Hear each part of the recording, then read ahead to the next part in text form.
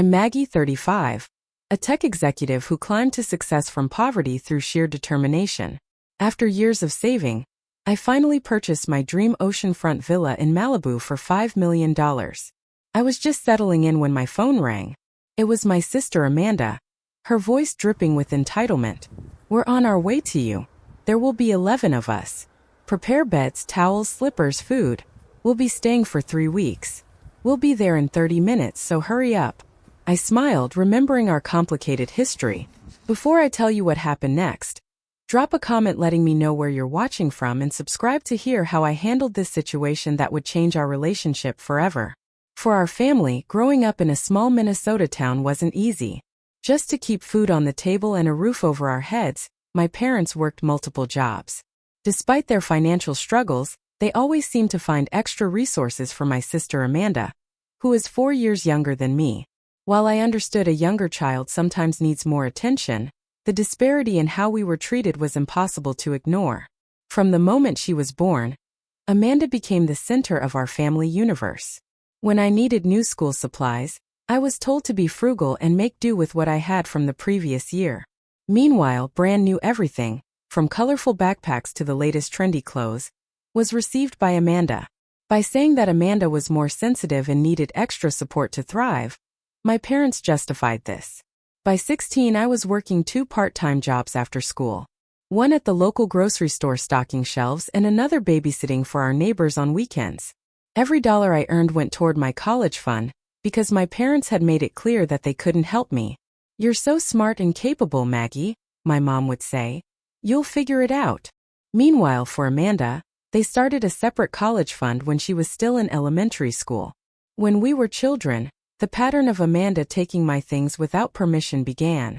For weeks, I would save up to buy a special bracelet or book only to find it in Amanda's room, often broken or damaged. When I complained to my parents, their response was always the same. "She looks up to you. Can't you share with your little sister?" One particular incident stands out in my memory. For 6 months, I had saved to buy a beautiful silver necklace with a small sapphire pendant. Exactly twice I wore it before it disappeared. When I found it in Amanda's jewelry box, the pendant was missing. She had removed it to put on one of her dolls, which she then lost. My parents suggested I should be flattered that Amanda admired my taste. No replacement was ever offered. College was a struggle. I attended the state university taking a full course load while working 30 hours a week at a campus cafe, and another 15 hours as a research assistant. I survived on ramen noodles and free coffee from my job, often going to bed hungry so I could afford textbooks. Amanda, however, was sent to a private college with a full parental financial support package. She joined a sorority, went on spring break trips to Cancun, and never worked a day during her 4 years of education. After graduation, an entry-level position at a tech startup in Minneapolis was taken by me. The pay was terrible, but the potential for growth was there. I worked 80-hour weeks volunteering for every project, arriving first and leaving last. My dedication was noticed by my boss, and within 18 months I was promoted to team leader. When a larger tech company in San Francisco offered me a position with double the salary, I knew I had to take it. Surprisingly, my parents were unsupportive. "Why would you move so far away?" my father questioned. "What about family?" The subtext was clear. What about being available for Amanda whenever she needs you? The best decision I ever made was moving to California. Away from my family's dynamics, I flourished. I continued my pattern of hard work and dedication, climbing the corporate ladder rapidly. Each promotion came with new responsibilities and higher pay. I lived frugally, sharing an apartment with 2 roommates, even when I could afford my own place, saving every penny possible. My contact with family became limited to obligatory holiday calls and the occasional birthday text. Each conversation followed the same pattern: brief inquiries about my life, followed by lengthy updates about Amanda's latest adventures, usually funded by my parents. 3 times she changed careers, each requiring new education paid for by my increasingly financially stretched parents. After 15 years of strategic career moves and disciplined saving, I finally had enough for a down payment on my dream home. The oceanfront villa in Malibu cost $5 million, a staggering sum that represented every sacrifice I had made. The day I signed the papers, I cried tears of joy and pride. No one from my family was there to share the moment. My sanctuary became the villa. 3 bedrooms, each with its own bathroom, floor-to-ceiling windows overlooking the Pacific Ocean, a gourmet kitchen where I was teaching myself to cook, and a small infinity pool that seemed to merge with the ocean horizon. For weeks, I spent time carefully selecting each piece of furniture, each artwork, creating the perfect peaceful environment I had always dreamed of. Just a week before Amanda's call, I had finally finished decorating the last room. My favorite space was my home office, positioned to capture the sunset over the water. I had splurged on a handcrafted desk made from reclaimed wood, and a butter-soft leather chair where I could work comfortably for hours. The house truly felt like mine, a physical manifestation of my journey from that struggling girl in Minnesota to the successful woman I had become. After 15 years of nonstop work, I had finally allowed myself 2 weeks of vacation to settle into my new home. From the years of sacrifice and dedication, I was exhausted. The peace and solitude of my oceanfront villa were exactly what I needed to recharge. I had plans to spend my days reading books on my private beach section, swimming in the ocean, and finally learning to make proper sourdough bread in my new kitchen. Then my phone rang, and Amanda's name appeared on the screen. "Maggie, guess what?" Without even a hello, Amanda's voice burst through my phone speaker. Her tone carried that familiar excitement that usually preceded asking for a favor. "Hi, Amanda. What's going on?" I replied, walking toward my deck to enjoy the ocean view while we talked. It had been at least 3 months since our last conversation. "We're on our way to you. There will be 11 of us total. Prepare beds, towels, slippers, and plenty of food. We'll be staying for 3 weeks. We'll be there in about 30 minutes, so hurry up." Rapidly she spoke, her voice bubbly with excitement. I nearly dropped my coffee mug. "Wait, what? Amanda, you can't just show up with 10 other people without asking me first. Who is even coming with you?" Instantly, Amanda's tone shifted from excitement to irritation. "My friends from college, obviously. We've been planning this trip for ages. I told them all about your beach mansion." "It's not a mansion, Amanda. And you never mentioned anything about this to me. I can't just have 11 people stay here for 3 weeks with no notice." I tried to keep my voice calm and reasonable. "Oh my God, Maggie, don't be so selfish. You have this huge house all to yourself. What's the big deal about sharing? It's not like you're using all those rooms." The dismissive way she waved away my objection was audible in her voice. "That's not the point. You need to ask before making plans that involve my home. I have work commitments, appointments, and..." Amanda cut me off. "Work, work, work. That's all you ever think about. This is family, Maggie. I already promised everyone a luxury vacation at my rich sister's beach house. We're all excited about it. Don't ruin this for me." My stomach tightened. "Your rich sister's beach house, Amanda. This is my home that I worked for 15 years to afford. It's not a vacation property for you and your friends." There was a pause before Amanda's voice dropped to a conspiratorial tone. "Look, I might have shown them some pictures of the place on Instagram and made it seem like I partly own it. They think I'm letting them use our family vacation home. You can't make me look bad in front of them." "You did what?" My voice rose in disbelief. "Those pictures were from the real estate listing. I never gave you permission to share them, let alone claim ownership." "Whatever. It's done now. Anyway, we need the fridge stocked with premium vodka and champagne. Lisa is gluten-free. Tyler is vegan and Jordan only eats organic. Make sure you have options for everyone. Oh, and we want to do beach bonfires every night, so get that set up." For a moment I was speechless, trying to process the audacity of her demands. "Amanda, no. This isn't happening. You can't bring 10 people to stay at my house without permission. You need to call your friends right now and tell them there's been a misunderstanding." "Don't be ridiculous," she scoffed. "We're already on the road. I rented 3 SUVs for everyone and all our stuff. We've been driving for hours." "That's not my problem," I insisted, feeling my resolve strengthen. "You made these plans without consulting me. I'm not available to host 11 people for 3 weeks. You need to find alternative accommodations." "Like what?" "Hotels in Malibu cost a fortune. We can't afford that." Her voice was rising, taking on the whiny quality I remembered from childhood when she didn't get her way. Again, not my problem. You should have thought about accommodations before promising your friends a free stay at a place that isn't yours. I can't believe you're being so selfish. Amanda was nearly shouting now. After everything our family has done for you. I had to suppress a bitter laugh. What exactly has our family done for me, Amanda? I put myself through college. I built my career without any help. I saved for 15 years to buy this house. Oh, here we go with the poor Maggie routine. You always act like such a victim. Mom and Dad gave you everything growing up. The conversation was rapidly deteriorating.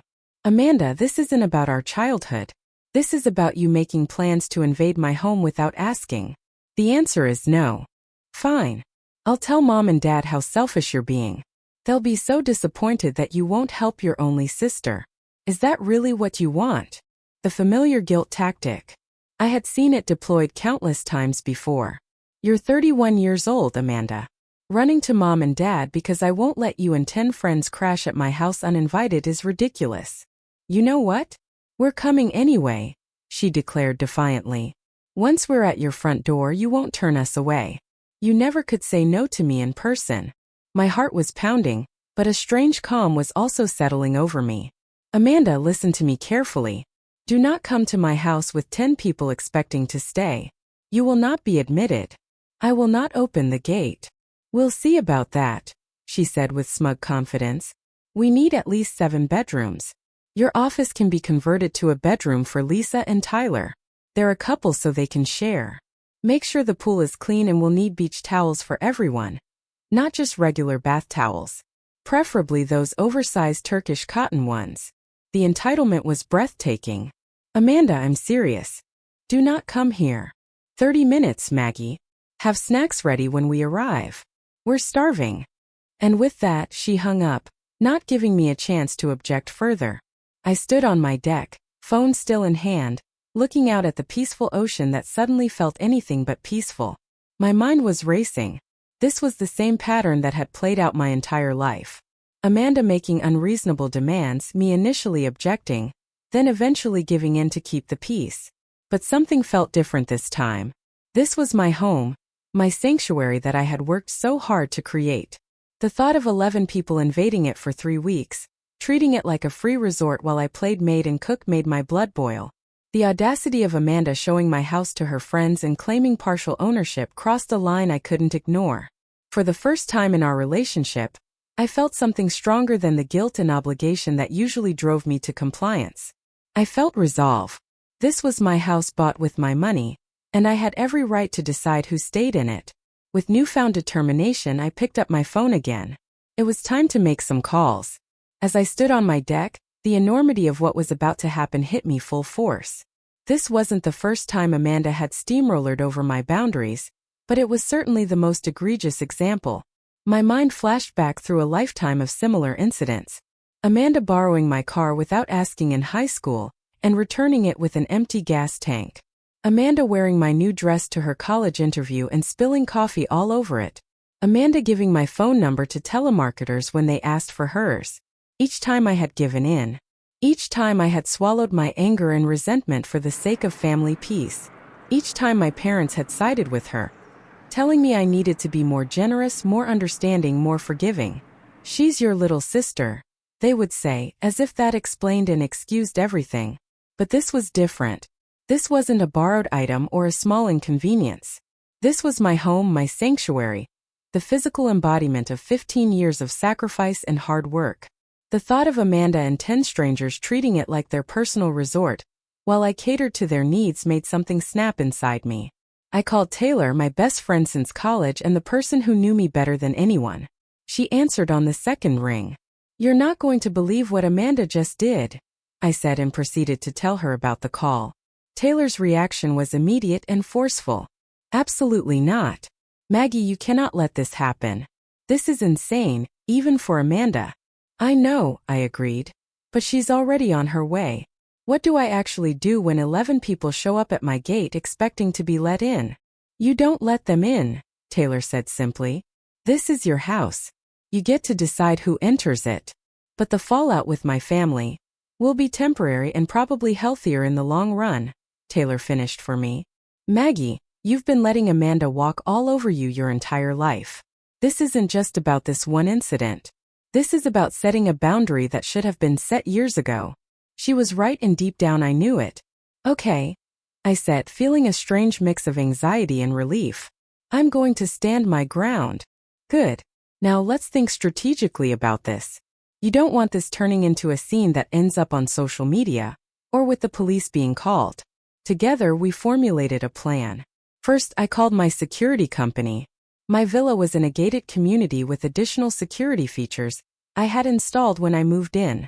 I updated them about the situation, making it clear that I was not expecting any guests and did not authorize entry for a group of 11 people arriving in 3 SUVs.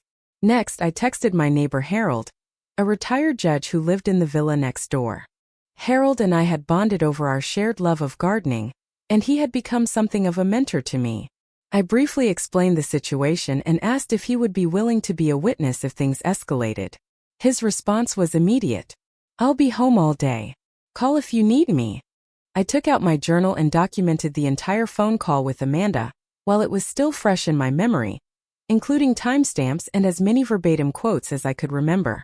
Then I set up my phone to record any future conversations. California is a two-party consent state for recordings, so I knew I would need to inform Amanda she was being recorded. But having an accurate record felt important. As I moved through these practical steps, I felt a heavy weight of guilt pressing down on me. Years of family conditioning had taught me that my role was to accommodate Amanda's needs and whims, to be the responsible one, the one who made sacrifices. Was I overreacting? Was I being selfish? I sat on my couch watching the waves crash against the shore, and thought about the final straw incident from 5 years ago. Amanda had called me desperate because her car had broken down, and she needed to get to a job interview. Could she borrow my car for just a few hours? Against my better judgment, I had agreed. 3 days later, after dozens of unreturned calls and texts, Amanda finally contacted me. My car had been in an accident. She hadn't been driving, though. She had loaned my car to a friend of hers who didn't have insurance. The damage was extensive, and since it was being driven by an unauthorized, uninsured driver, my insurance wouldn't cover it. The repair bill came to over $8,000, which Amanda promised to pay back in installments. I never saw a single dollar. When I brought it up at Christmas that year, my parents suggested I let it go for the sake of family harmony. That was the moment I decided to accept the job offer in San Francisco and move away from the toxic family dynamics that had defined my life. Now sitting in my beautiful oceanfront villa, I realized that I had physically moved away, but I had never truly escaped. I was still allowing Amanda's needs to take precedence over my own. I was still the obedient daughter and self-sacrificing sister, even from hundreds of miles away. Not anymore. I stood up, feeling a new resolve solidify within me. This wasn't just about protecting my home from an invasion of uninvited guests. This was about reclaiming my life, my choices, and my right to set boundaries. I walked through my house, making sure all valuable or sentimental items were secured. I activated the security cameras that covered the entrance gate and front door. I put my important documents and jewelry in the safe. Not that I expected theft exactly, but Amanda's friends were strangers to me, and I had no idea what might happen when they were denied entry. The doorbell camera alerted me that someone was approaching the gate. Taking a deep breath, I went to face what was coming, feeling more prepared and determined than I had ever been in my dealings with my sister. Exactly 28 minutes after Amanda's call, 3 large black SUVs pulled up to my security gate. Through the camera feed on my phone, I watched as people began pouring out, stretching and taking selfies in front of my home. There were indeed 11 of them, including Amanda, all in their early 30s, dressed in expensive resort wear and oversized sunglasses. The amount of luggage they began unloading was staggering, as if they were moving in rather than visiting. I stepped outside and walked down my driveway toward the gate, stopping about 10 foot back. I wanted to have this conversation face to face, but I also wanted the security barrier between us during the initial confrontation. My heart was pounding so hard I could feel it in my throat, but I was determined to stand my ground. Amanda spotted me and waved enthusiastically. "Maggie, come open the gate. We've been driving forever and need to use the bathroom." I crossed my arms and stood my ground. Amanda, I told you not to come. I'm not prepared to host 11 people for 3 weeks. You need to find other accommodations. Amanda's smile faltered, then returned with forced brightness. Very funny. Now seriously, open up. We're all exhausted and hungry. A tall man in designer swim trunks and a linen shirt approached the gate next to Amanda. So, this is your famous sister, the tech executive. He looked me up and down as if assessing a purchase. Your place is even more amazing than the pictures. Can't wait to see the view from that infinity pool. I'm sorry, but there seems to be a misunderstanding, I said, clearly addressing the group rather than just Amanda. I wasn't informed about this visit until 30 minutes ago. I'm not prepared to host guests, especially not 11 people for 3 weeks. There was an awkward silence as the group exchanged glances. A woman with sleek blonde hair stepped forward. Amanda, you said your sister was expecting us, that she was excited to have us stay. Amanda shot the woman a warning look, then turned back to me with an exaggerated pout. Maggie, stop being difficult. Everyone took time off work for this. We've been planning for months. You've been planning. I wasn't included in those plans. I kept my voice calm but firm. I have work commitments and I'm not available to host. Work? It's summer. Take a vacation like a normal person. Amanda laughed as if I'd said something ridiculous. Besides, you don't need to entertain us. Just give us the keys and the alarm code. We'll take care of ourselves. That's not going to happen, I replied. This is my home, not a hotel. I noticed one of Amanda's friends had taken out her phone and was filming our conversation. She caught me looking and quickly said, just documenting the reunion. So sweet. But I knew better. She was planning to shame me online if this didn't go her way. The knowledge strengthened my resolve. I turned to address the entire group directly. I want to be clear with everyone. Amanda did not have permission to invite you to my home. I was not informed of these plans. I cannot and will not host 11 people for 3 weeks. I'm sorry if you were misled, but you need to find alternative accommodations. A murmur went through the group. Some looked embarrassed, others annoyed. A man in the back called out. Amanda said this was your family's shared vacation home, that you guys co-owned it. Amanda's face flushed red. Shut up, Rick, she hissed. This is not a family vacation home, I stated clearly. This is my primary residence which I purchased with my own money after saving for 15 years. Amanda has no ownership stake in this property. The atmosphere shifted perceptibly. More uncomfortable glances were exchanged. The woman filming lowered her phone slightly. Amanda's embarrassment quickly morphed into anger. Why are you doing this to me? She demanded, her voice rising. You're humiliating me in front of my friends after everything I've done for you. What exactly have you done for me, Amanda? I asked quietly. I'm your sister. We're family, she sputtered. Family helps each other. Yes, they do when asked. With reasonable requests. This isn't reasonable, Amanda. Amanda's face contorted with rage. She grabbed the security gate and rattled it. Open this gate right now, Maggie. I'm not joking around. Just then, the security guard from the community gatehouse arrived in his golf cart. Alerted by the camera feed showing a disturbance at my gate. Everything okay here, Miss Thompson? He asked me. No, Frank, it's not, I replied. These people are not invited guests. They need to leave the property. You can't do this, Amanda shrieked, her composure completely gone now. We drove 6 hours to get here. Where are we supposed to go? There are plenty of hotels in the area, I suggested. Or you could drive back home. The choice is yours, but you cannot stay here. Hotels in Malibu cost a fortune. One of her friends complained. We budgeted for a free stay. Another friend, looking increasingly uncomfortable, pulled out her phone. I'll start looking at Airbnbs nearby. Maybe we can find something. Amanda whirled on her. Put that away. We're staying here. My sister is just being dramatic. She'll give in. She always does.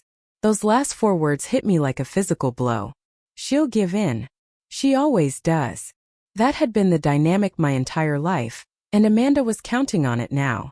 She truly believed that if she created enough of a scene, I would eventually relent rather than continue to face the discomfort of conflict. Frank, I said to the security guard. Would you please escort these people off the property? They were not invited and are not welcome at this time.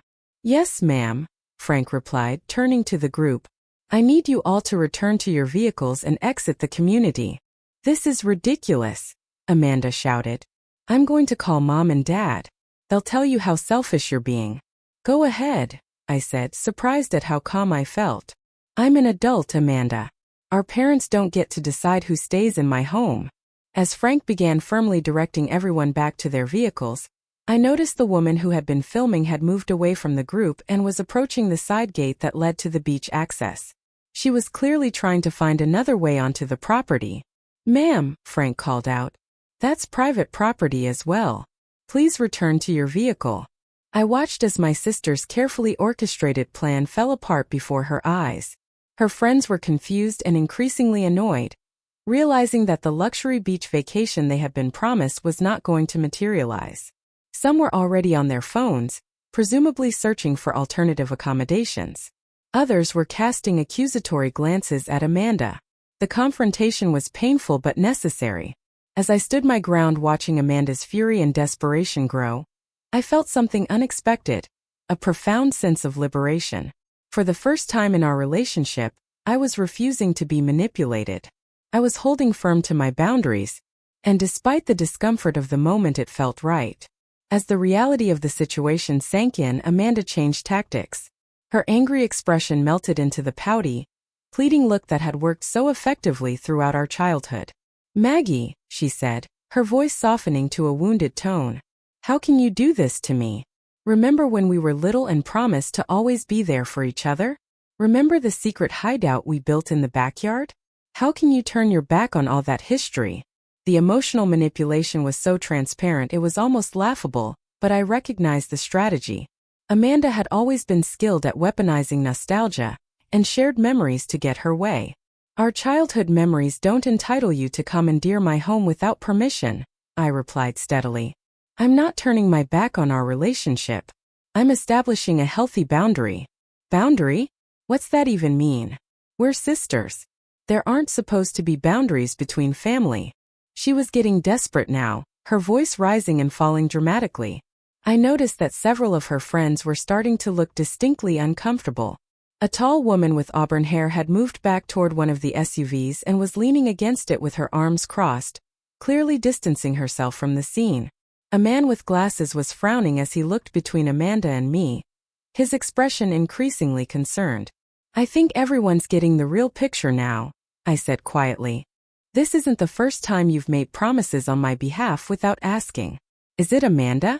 Remember when you told your college boyfriend he could stay at my apartment for a month without checking with me first? Or when you volunteered me to cater your friend's baby shower for 50 people? Or when you gave my email address to that multi-level marketing scheme your friend was running? Amanda's face flushed. That's different. Those were small favors. This is important. Important to whom? To you. What about what's important to me? Like my privacy, my home, my right to decide who stays in it. Just then I noticed movement from next door. Harold, my retired judge neighbor, was walking along his driveway toward us, his expression concerned but determined. Everything all right over here, Maggie? He called. I heard raised voices. Just a family misunderstanding, Harold, I replied. My sister brought 10 friends to stay at my house for 3 weeks without asking me first. I've explained that's not possible. Harold raised his eyebrows. 3 weeks? 10 extra people without asking? Well, that seems rather presumptuous. Amanda glared at him. This is a private family matter. It doesn't concern you. Actually, Harold said mildly, as Maggie's neighbor, a disturbance on her property does concern me. And as a retired judge, I can tell you that attempting to force your way onto someone's property after they've denied you entry could be considered trespassing. Amanda's eyes widened. Trespassing? I'm her sister. I can't trespass on family property. It's not family property, Harold corrected gently. It's Maggie's property. And yes, family members can indeed trespass if they enter or remain without permission from the legal owner. While this conversation was happening, I noticed movement at the side gate. Two of Amanda's friends were attempting to squeeze through a small gap where the gate met the fence. The woman was holding her phone up, seemingly filming the property. "Frank," I called to the security guard. "There are people trying to enter through the side gate." Frank immediately headed in that direction. "This entire property is private," he called out firmly. "You need to return to the main driveway immediately." The two friends looked startled at being caught and quickly backed away, but the incident only reinforced my decision. These people were willing to ignore clear boundaries to get what they wanted. Amanda, seeing her friends retreating, became even more frantic. "This is ridiculous. We're already here. Where are we supposed to go? You have all this space you're not even using." I stayed calm. "That's not your decision to make, Amanda. I've made my position clear. You need to find alternative accommodations." "Fine," she spat. "I'm calling Mom and Dad right now. Let's see what they have to say about this." She pulled out her phone and dramatically put it on speaker as she dialed. Our father answered on the third ring. "Amanda, everything okay? Dad, you won't believe what Maggie is doing." Amanda launched into a tearful explanation carefully edited to paint herself as the victim. According to her version, she had asked me if she could bring friends to visit. I had seemed fine with it, but was now suddenly refusing to let them in for no reason. I waited patiently for her to finish. When my father asked to speak to me, I took a deep breath. "Dad, that's not what happened. Amanda called me 30 minutes before arriving with 10 people announcing they would be staying for 3 weeks. She never asked permission. She assumed I would accommodate them because, in her words, I always give in." There was a long pause on the other end of the line. Then my father's voice, uncomfortable. "Well, Maggie, it would be a shame for them to have driven all that way for nothing. Couldn't you just let them stay for a night or two while they find other arrangements?" The old familiar pressure to comply, to be the reasonable one to sacrifice my needs for Amanda's wants. But this time I was prepared. "No, Dad. I can't. I have work commitments. My home is not set up to accommodate 11 extra people. And more importantly, I shouldn't have to justify why I don't want uninvited guests in my home." Another long pause. "I see." My father sounded surprised by my firmness. "Well, perhaps you girls can work something out." "There's nothing to work out," I stated clearly. "Amanda made plans without consulting me. Those plans won't work. She needs to make new plans." Amanda snatched the phone back. "See, she's being completely unreasonable. She has this huge house all to herself and won't share it with her own sister."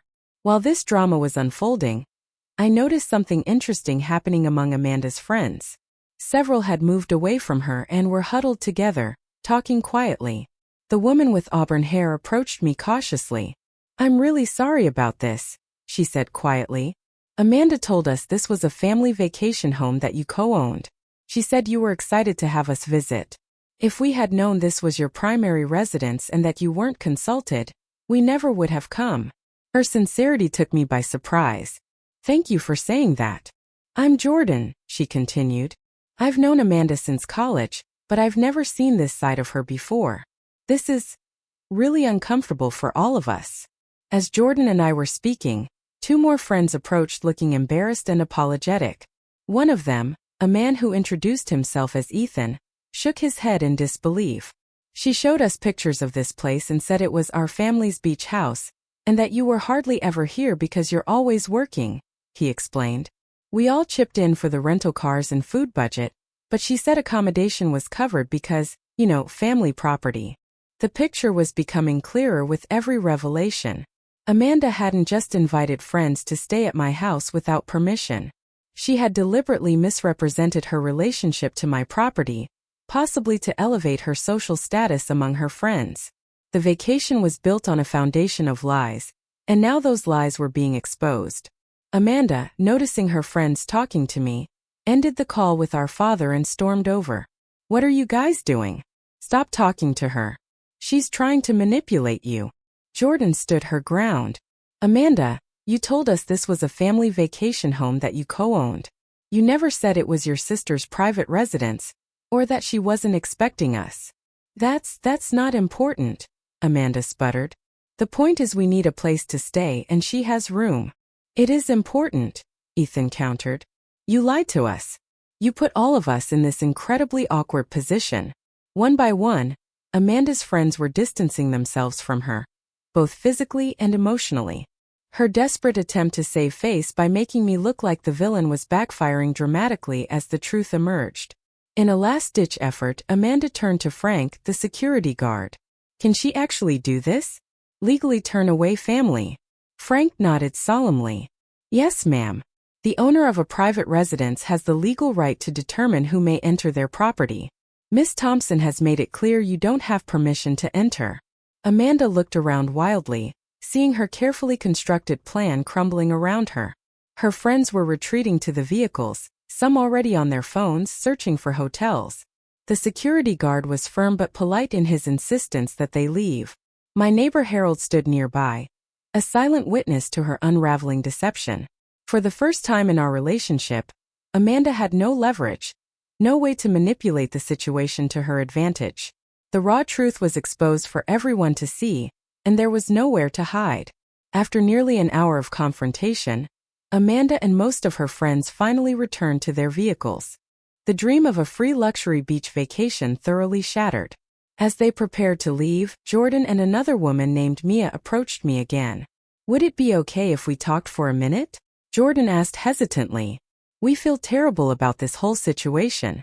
I nodded, and the three of us moved a short distance away from the others for privacy. We had no idea this was your actual home, Mia explained. Amanda told us all that this was a family property that she partially owned. She said you were the responsible sister who managed the place, but that she had every right to use it whenever she wanted. She even showed us family photos taken here. Jordan added. She said you guys had spent summers here growing up, that it was bought with family money from your grandparents. I shook my head in disbelief. None of that is true. I bought this house last year after saving for 15 years. It's never been a family property. Those pictures were probably from the real estate listing or my social media. Mia looked genuinely distressed. I'm so sorry. If we had known, we never would have agreed to this. It feels so invasive now. Amanda has been acting strange for months, Jordan confided. Posting pictures of luxury items we know she can't afford, talking about investments and property. We thought maybe she'd come into some money or gotten a big promotion. The truth is, Mia said carefully, she's been fired from her last 3 jobs. She's been staying with different friends, claiming she's between apartments while her luxury condo is being renovated. None of us have ever seen this condo. The picture becoming clearer was both sad and troubling. Amanda wasn't just being entitled. She was creating an elaborate fantasy life using my home as a prop in her performance. Thank you for telling me this, I said sincerely. It helps me understand what's happening. After Jordan and Mia rejoined the group, the 3 SUVs finally pulled away from my gate. Amanda in the lead vehicle didn't look back or wave goodbye. I stood watching until they disappeared from view, feeling a complex mix of emotions, relief that the confrontation was over, sadness for the state of my relationship with my sister, but also a surprising sense of peace. For the first time I had held firm to a boundary with Amanda, and while the process had been painful, the outcome felt right. I thanked Frank for his assistance and Harold for being a supportive presence. As I walked back to my house, my phone buzzed with a text from my mother. Call us immediately. We need to discuss your treatment of your sister. I sighed, knowing this wasn't over yet. I waited until I was settled in my living room, looking out at the ocean before making the call. My mother answered my mother immediately. Maggie, how could you? Amanda is devastated. She and her friends had to scramble to find hotel rooms at the last minute at exorbitant rates. She said you humiliated her in front of everyone. I took a deep breath. Mom, Amanda showed up at my home with 10 people expecting to stay for 3 weeks with 30 minutes notice. She never asked if they could stay. She told me they were coming and expected me to accommodate them. She's your sister. That's what family does. No, Mom. Family respects each other's boundaries. Family asks before making plans that involve others. Family doesn't lie and manipulate to get what they want. Lie? What are you talking about? I explained what Jordan and Mia had told me about Amanda's claims that my house was a family vacation property that she co-owned, about the fabricated childhood memories of summer spent here, about the apparent pattern of deception extending beyond just this incident. There was silence on the other end of the line. Then defensively, "Well, I'm sure she just got carried away. You know how Amanda is. She likes to impress her friends. That doesn't make it okay, Mom. And it doesn't obligate me to play along with her lies." "But she's your sister," my mother repeated, as if this single fact trumped all other considerations. "Yes, and I'm your daughter too," I said quietly. "But you've never held Amanda to the same standards you've held me to. You've never expected her to respect my boundaries or consider my needs the way you've always expected me to accommodate hers." More silence, then my father's voice, indicating he'd been listening on another extension. "Maggie, we've always been proud of how responsible you are. We knew you could take care of yourself. That's not the same as supporting me, Dad. I put myself through college. I built my career without help. I saved for 15 years to buy this house.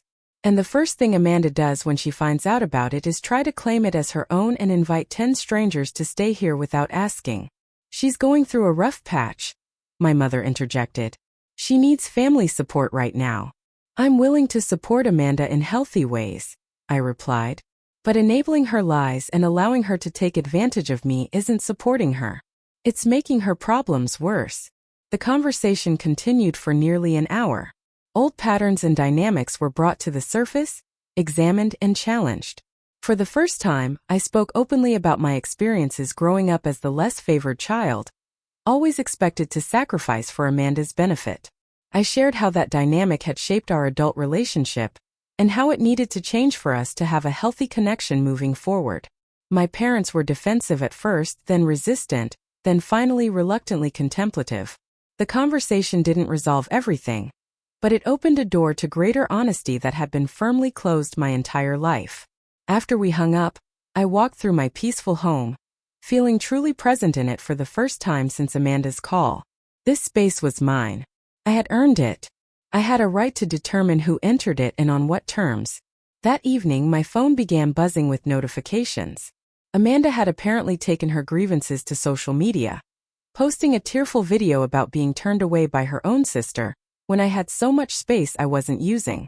She tagged me in the post, clearly hoping her followers would rush to her defense and shame me publicly. But something unexpected happened. Several of her friends from the trip commented with their versions of events. Jordan wrote a particularly powerful response, describing how Amanda had misrepresented my home as family property and put everyone in an impossible situation. Others chimed in, confirming this account and expressing their discomfort with how the situation had unfolded. What Amanda had intended as a public shaming backfired dramatically. Instead of rallying support, she was exposed further. Within hours, she had deleted the post. More surprisingly, I received several private messages from extended family members I hadn't spoken to in years. My cousin Eliza wrote, "I saw Amanda's post before she took it down. I just want you to know that some of us have seen through her act for years. It's about time someone stood up to her." My Aunt Patricia messaged, "Your uncle and I are proud of you for establishing healthy boundaries. It's long overdue." It seemed that Amanda's behavior hadn't been limited to her interactions with me. Others in our family had experienced similar treatment, but had also been silenced by the collective pressure to accommodate her demands and enable her deceptions. As the evening deepened into night, I sat on my deck, watching the moonlight play across the waves. For the first time since moving into this house, I felt truly at peace. The confrontation had been painful but necessary. A lifetime of unhealthy patterns had been challenged. And while the path forward wasn't entirely clear, I knew I would never go back to the way things had been. That night, I slept more soundly than I had in years, lulled by the sound of the waves and the knowledge that I had finally freed myself from the weight of always giving in. 6 months after the confrontation at my gate, I sat on my deck watching the sunset, reflecting on how much had changed. The aftermath of that day had been both challenging and transformative, rippling through every aspect of my family relationships and my sense of self. In the weeks following the incident, I had started seeing a therapist specializing in family dynamics. Dr. Larson helped me understand the roots of our dysfunctional family system, how I had been cast in the role of the responsible one, while Amanda was the special one who needed extra accommodation. We explored how these childhood roles had shaped our adult identities and relationships, and how changing those patterns would inevitably create resistance. Families develop an equilibrium, Dr. Larson explained during one session. When one member changes their role, it forces everyone else to adjust. That adjustment is uncomfortable, so there's often tremendous pressure to return to the familiar pattern, even if that pattern is unhealthy. That pressure had been intense in the first few months. My parents called almost daily, alternating between guilt trips, appeals to family loyalty, and dire predictions about permanently damaging my relationship with Amanda. I maintained my boundary firmly but kindly, explaining that I loved my family, but would no longer participate in unhealthy dynamics. My contact with Amanda was limited to brief text exchanges. She had initially vacillated between angry accusations and tearful apologies, neither of which acknowledged the real issue. I kept my responses simple and consistent. I'm open to rebuilding our relationship on healthier terms when you're ready to respect my boundaries. To my surprise, it was my father who reached out first with what felt like genuine understanding. 3 months after the incident, he called and asked if we could speak privately. "I've been doing a lot of thinking," he said hesitantly, "about what you said regarding how differently we treated you and Amanda growing up. I never saw it that way before, but I've been remembering specific incidents and, well, I think you might be right." He shared memories from our childhood that he now viewed through a different lens. How they had insisted I share my science fair winnings with Amanda when she spent hers immediately, teaching me that my achievements and efforts were less important than her wants. How they had attended every one of Amanda's dance recitals but missed my debate championships because, "You'll understand if we can't make it." How they had celebrated Amanda's C grades with dinners out, while my A grades were met with simple nods and expectations of continued performance. "We thought we were doing the right thing," he admitted. "Amanda seemed to need more support and you seem so capable on your own, but I see now that we taught her she didn't have to be responsible, and we taught you that your needs didn't matter as much. I'm sorry, Maggie. We failed you both in different ways."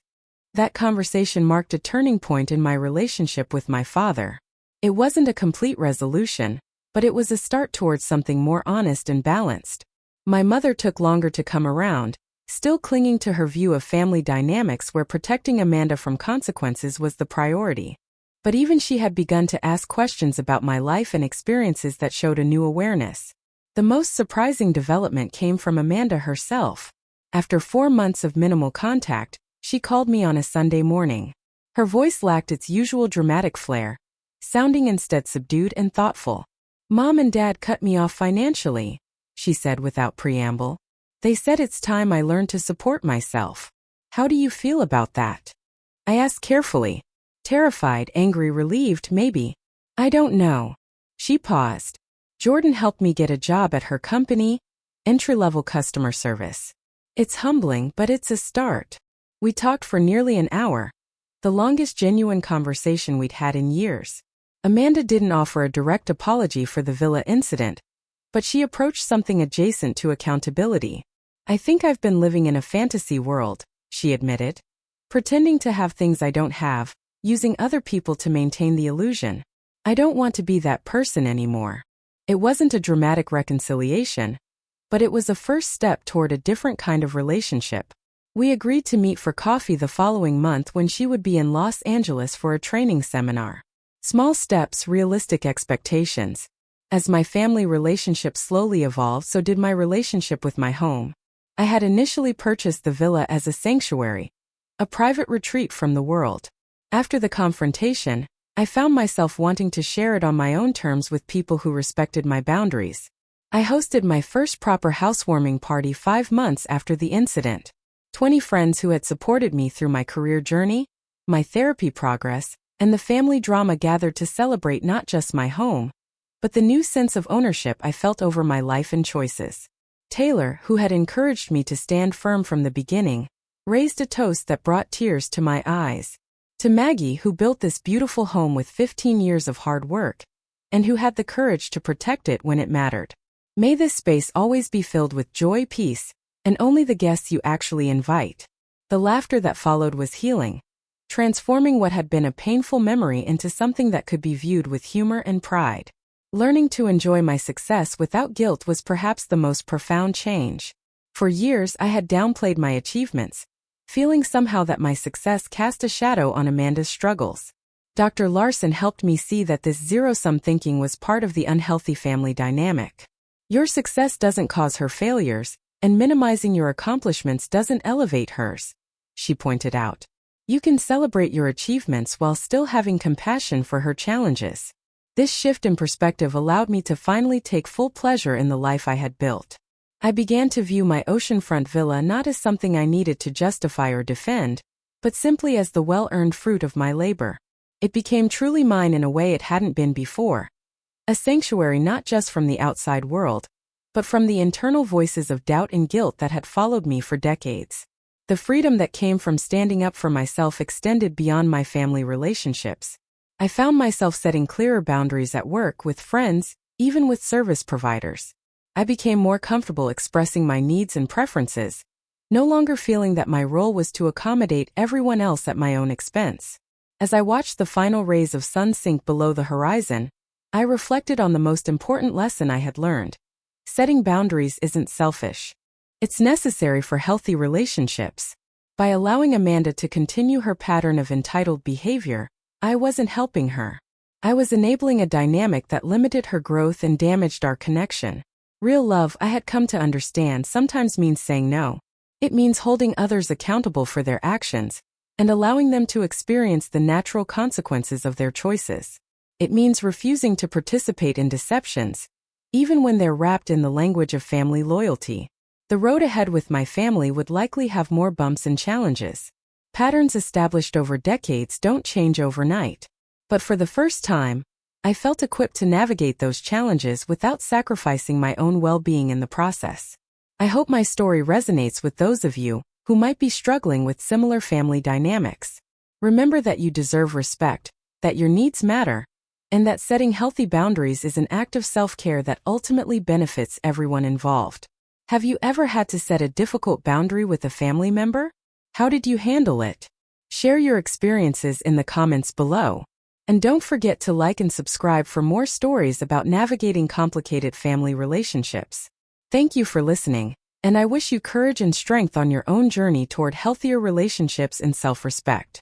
The journey of redefining my relationship with my family continued to unfold in ways I never could have predicted. That first coffee with Amanda in Los Angeles was awkward, filled with long pauses and carefully chosen words. But it was a start.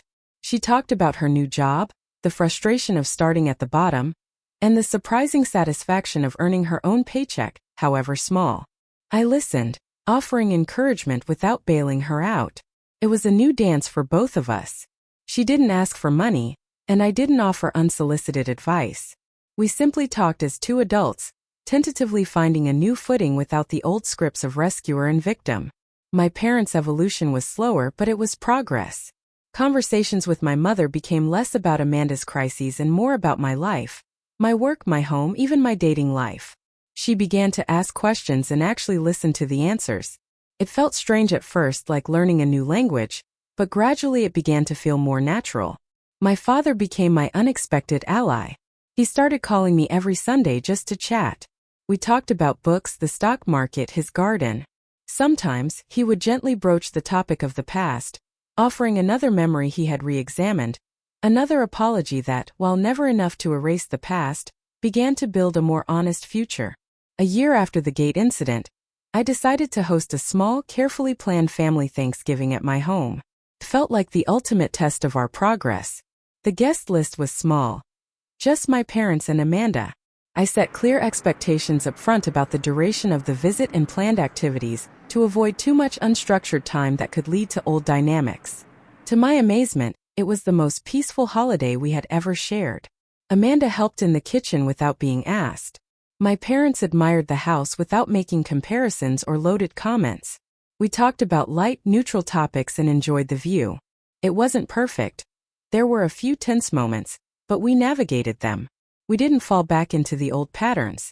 We had all, in our own ways, learned a new way of being together. The most profound change, however, was within me. The constant, low-level anxiety that had been my background noise for decades had finally quieted. The fear of disappointing my family, of not being enough, of having my achievements used as a resource for others, it had lost its power over me. I learned that boundaries are not walls designed to keep everyone out. They are gates. I get to decide who comes in, when, and under what circumstances. My home became a true sanctuary, not because it was empty, but because it was filled with people who respected me and my space. My career flourished with this newfound confidence. I was no longer afraid to voice my opinions in meetings or ask for the promotions I deserved. I had proven to myself that I could handle difficult confrontations and emerge stronger on the other side. Looking back, that phone call from Amanda, as infuriating as it was the best thing that could have happened to us. It was the catalyst that forced us all to examine the unhealthy ecosystem we had built, and to finally, painfully, start building a new one. It taught me that sometimes the most loving thing you can do for yourself, and even for the people you care about, is to say a firm, unwavering no. That no isn't an end. It can be the beginning of a healthier, more honest, and more respectful relationship, if everyone is willing to do the work. And as I sit here now watching the waves from my deck, I feel a deep sense of peace. The journey isn't over, but I am no longer carrying the weight of someone else's expectations. This life, this home, this peace, I built it, and I will protect it. Not with anger, but with quiet, firm strength. Thank you for sharing this journey with me.